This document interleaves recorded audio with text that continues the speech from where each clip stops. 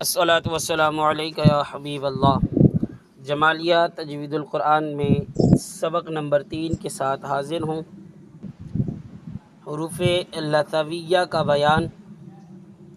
حروف لثویہ 3 ہیں: وا، ذال، ثا، اور ان کو نرمی سے ادا کیا جاتا ہے بمقابل زا، سین، صاد کے، کہ زا، سین، صاد یہ 3 حروف صفیریہ جن کا ہم نے پہلے بھی سنا ہے، اور ان کو جو ہے کہ سختی سے پڑھے جاتے ہیں۔ یہ 3 حروف سختی سے پڑھے جانے والے ہیں، اور ذال، وا، ثا یہ نرمی سے پڑھے جانے والے حروف ہیں۔ ان کا مخرج زبان کا سرا اور اوپر کے دانتوں کے اندرونی کنارے سے یہ 3 حروف ادا ہوتے ہیں۔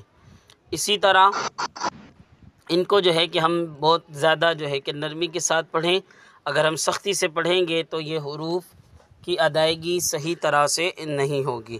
اسی کے ساتھ ساتھ حروف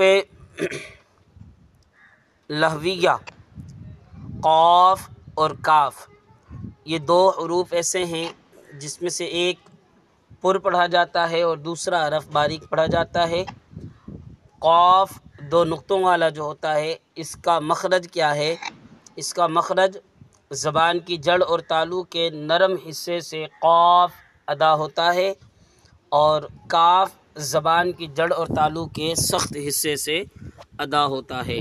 ان دونوں کی ادائیگی میں بھی ہمیں فرق کرنا چاہیے کہ ایک قاف ہے، دوسرا کاف ہے۔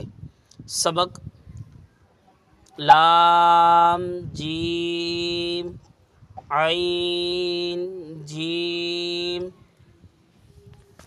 حا، جیم، با، جیم، با، عین، یا، غین، نون، صاد، فا، صاد، قاف، ضاد، با، سین، یا، سین، تا، سین، فا، قاف، قاف، قاف، سین، قاف، سین، قاف، عین، قاف، حا، قاف، لام، کاف، فا، کاف،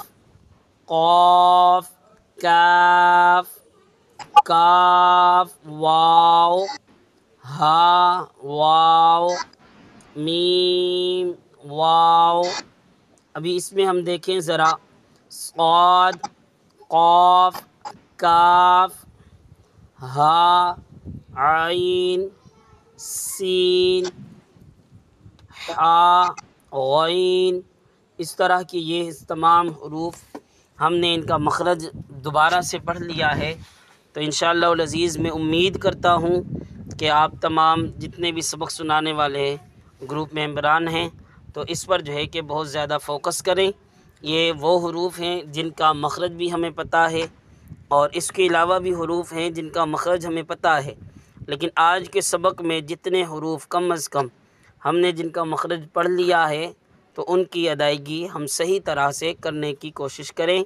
اللہ تبارک و تعالی ہم سب سے راضی ہو۔